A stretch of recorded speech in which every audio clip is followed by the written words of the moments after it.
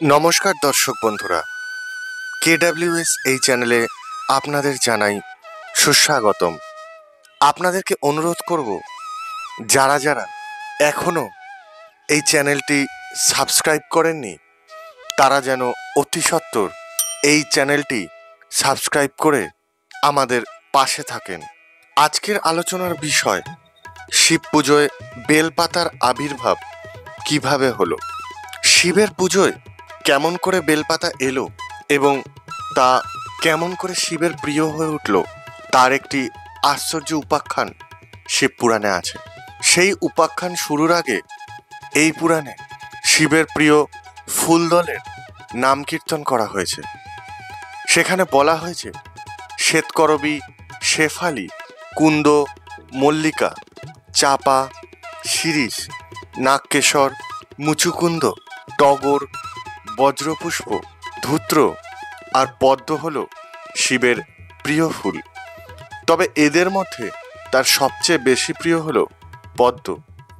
কিন্তু পুজোর অর্ঘ্যে যদি কোনো ফুল নাও থাকে, তখন শুধুমাত্র একটি বেলপাতা দিয়ে যদি কোনো ভক্ত তাকে পুজো করেন, তাতেই পরম তুষ্ট হন আশুতোষ শিব।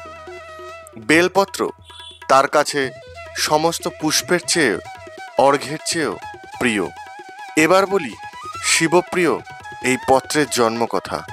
বৈকুণ্ঠে যেদিন লক্ষ্মী দেবীর মন বড় উতলা হয়ে উঠেছিল, কেন জানি না বারবার তার একটা কথাই মনে যাচ্ছিল যে তিনি তো সবসময় স্বামীর সঙ্গেই থাকেন, স্বামী ছাড়া আর কিছুই জানেন না। স্বামীও তাকে ভালোবাসেন ঠিকই, তবুও তিনি কি তার সবচেয়ে প্রিয় হয়ে উঠতে পেরেছেন? উতলা মনের সেই ওঠাপড়া নিয়ে তিনি স্বামীর কাছে এলেন। অনন্ত শয্যায় শায়িত বিষ্ণুর পায়ের কাছটিতে বসে পদসেবা করতে শুরু করলেন। পায়ে স্পর্শ পেয়ে বিষ্ণু চোখ খুললেন। চোখ পড়ল লক্ষ্মীর চিন্তাচ্ছন্ন মুখের দিকে। তখন তিনি তাকে জিজ্ঞেস করলেন, কিসের চিন্তায় তুমি কষ্ট পাচ্ছ লক্ষ্মী? আমায় খুলে বলো। সামান্য দ্বিধায় একটু ইতস্তত করে লক্ষ্মী বললেন, স্বামী, আমি জানি আপনি আমায় খুবই ভালোবাসেন, কিন্তু আজ কেন জানি না আমার মন উচাটন হয়েছে। কেবলই মনে হচ্ছে আর সকলের চেয়ে সব কিছুর উপরে আমি কি আপনার সবচেয়ে প্রিয় হতে পেরেছি? লক্ষ্মীর এই কথা শুনে বিষ্ণুর ঠোঁটে ফুটে উঠল পরিচিত সেই স্মিতমধুর হাসি।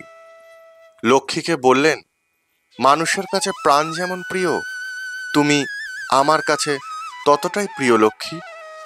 কিন্তু সত্যি বলতে কি, সবার চেয়ে সব কিছুর ওপরে প্রিয় যদি কেউ হন, তিনি হলেন একমাত্র সত্যসুন্দর শিব।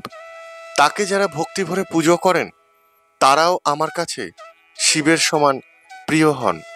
বিষ্ণুর কথা শুনে মাথা নিচু করে লক্ষ্মী কয়েক মুহূর্ত মৌন হয়ে রইলেন।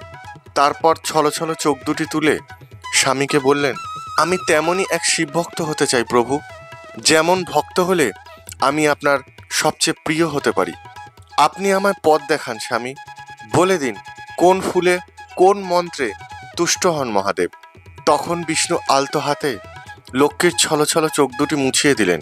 তারপর কানে দিলেন শিবের প্রিয় পঞ্চাক্ষর মন্ত্র নমঃ শিবায়, আর পুজোর জন্য চয়ন করতে বললেন প্রস্ফুটিত পদ্ম। বিষ্ণুর নির্দেশে বৈকুণ্ঠে স্বয়ং লক্ষ্মী সোনা দিয়ে নির্মাণ করলেন শিবের লিঙ্গরূপ। রত্নময় মন্দির করে সেই শিবমূর্তি প্রতিষ্ঠা করলেন।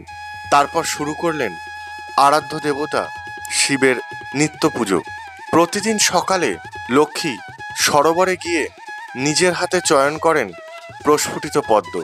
তারপর পবিত্র গঙ্গার জলে পরম নিষ্ঠায় সেই পদ্মগুলি ধুয়ে সেগুলো গুনতে বসেন।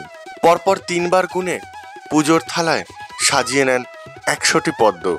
তার থেকে একটি কম না, বেশিও না। সেই 100 পদ্মের অর্ঘ্য দিয়ে চলতে লাগলো বিষ্ণুঘরণী লক্ষ্মীর নিত্য শিব পুজো। এভাবেই কেটে গেল পুরো একটা বছর। এলো বৈশাখ মাস। সেদিন বৈশাখের শুক্লপক্ষের তৃতীয়া। প্রতিদিনের মতো পদ্ম চয়ন করে ধুয়ে গুনে থালায় সাজিয়ে পুজোয় বসেছেন লক্ষ্মী। তার চোখ বন্ধ, তিনি ধ্যানস্থ। সেই সুযোগে তাকে পরীক্ষা করবার জন্য শিব পুজোর থালা থেকে দুটি পদ্ম হরণ করে নিলেন। ধ্যানের পর লক্ষ্মী যখন অঞ্জলি দিতে শুরু করলেন, তখন হঠাৎ তার চোখে পড়ল পুরো 100টি পদ্ম তো নেই, দুটি পদ্ম কম রয়েছে। ইস, পুজোয় বসার আগে গণনায় এত বড় ভুল হয়ে গেল। এখন পুজো সম্পূর্ণ হবে কি করে? কাউকে আরও দুটি পদ্ম সরোবর থেকে আনতে বলবেন নাকি? তাই বা কি করে হয়? নিজের হাতে চয়ন করা পুষ্পে পুজোর যে ব্রত শুরু করেছেন তা ভঙ্গ করবেন কি করে? আবার পুজোর মাঝে নিজের আসন ছেড়ে পুষ্পচয়ন করতে গেলেও তো শিবের অপমান হবে। এখন উপায়? ব্যাকুল লক্ষ্মী যখন কোনো দিকেই কোনো দিশা খুঁজে পাচ্ছেন না, তখন তার মনে পড়ে গেল বিষ্ণুর একটি কথা। তিনি একবার লক্ষ্মীর স্তন দুটিকে তুলনা করেছিলেন যুগল পদ্মের সঙ্গে। ভগবান বিষ্ণুর কথা কখনো মিথ্যে হয় না, তাই সেই পদ্ম সদৃশ্য স্তনোদয় উৎসর্গ করেই পুজো সম্পূর্ণ করতে চাইলেন লক্ষ্মী, এবং তক্ষুনি বাম স্তন কেটে অঞ্জলি দিলেন শিবকে। তার এই বলিদান দেখে শিবের খুব অনুশোচনা হলো। মনে হলো পদ্ম দুটি হরণ না করলেই ভালো হতো। তাই ভক্তের প্রসন্নতা নিয়ে লক্ষ্মী যখন তার ডান স্তন কাটতে উদ্যত হলেন, তখন মহাদেব আর চুপ করে থাকতে পারলেন না। সম্মুখে আবির্ভূত হয়ে সে কাজে বাধা দিলেন তাকে। বললেন, মা গো, আমি আশুতোষ শিব, আমি অল্পেই তুষ্ট হই মা। তোমার স্ত্রী অঙ্গ ছেদন করে আমায় তুমি অনুতপ্ত করেছো, প্রসন্নও করেছো।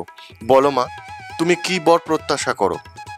লক্ষ্মী শিবকে স্তবে সন্তুষ্ট করে বললেন, হে ভগবান, দিতে হলে আমায় এই বর দিন যাতে আমি আমার স্বামীর সবচেয়ে প্রিয় হতে পারি। শিব তখন মৃদু হেসে বললেন, তাই হবে মা, আমার আশীর্বাদে তোমার অঙ্গও তুমি ফিরে পাবে। তবে তোমার বলিদানের কথা কেউ কোনোদিনও ভুলতে পারবেন না, কারণ তোমার ওই অঙ্গ থেকে ধরায় জন্ম হবে বেল নামক বৃক্ষের। তার পত্র হবে আমার ত্রিনয়ন, তার ফল হবে তোমার অঙ্গের অনুরূপ। তোমার স্ত্রী নাম স্মরণ করে লোকে এই বৃক্ষকেও শ্রী বলে ডাকবে, আর তার পাতাকে বলবে শ্রীপত্র, ফলকে বলবে শ্রীফল। যতদিন ধরায় চন্দ্র সূর্য থাকবে এই বৃক্ষ ততদিন থাকবে। এর পত্রে পূজা পেয়ে আমি হব পরম তুষ্ট। শিবের অনুগ্রহে সেই বৈশাখে তৃতীয়া তিথিতে পত্রপুষ্প ও ফলসহ বেলবৃক্ষের জন্ম হল মর্তে। হয়ে উঠল শিব পূজার অচ্ছেদ্য অর্ঘ্য। দর্শক বন্ধুরা, আপনারা জানতে পারলেন যে শিব পূজায় বেলপাতার আবির্ভাব কিভাবে হয়েছিল। আপনাদের যদি ভিডিওটি ভালো লেগে থাকে তাহলে ভিডিওর কমেন্ট বক্সে ওং নমঃ শিবায় লিখতে ভুলবেন না। ভগবান শিব এবং মাতা পার্বতীর কৃপায় আপনিও আপনার পরিবার সুস্থ স্বাভাবিক থাকুন, এই প্রার্থনা করে এই ভিডিওটি আজকের মতো এখানেই শেষ করলাম। নমস্কার, সবাই ভালো থাকবেন।